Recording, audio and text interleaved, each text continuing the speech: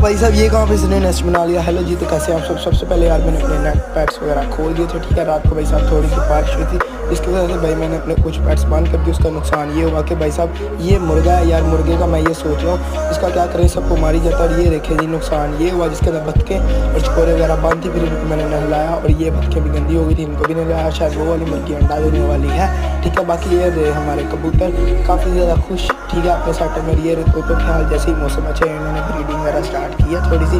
और भाई साहब ये सिर्फ काम नेस्ट बना लिया, ठीक है। ये देखो किसी को पास भी आने देगी यहाँ पे भाई साहब फुल टाइम लड़ाइयाँ चल रही है। जिसको ये वाला बेबी पिजन चाहिए कमेंट करें, ठीक है। और भाई साहब ये देखो ये इसका मेल पार्टनर है, ठीक है। और भाई साहब ये रहे हमारे तोते।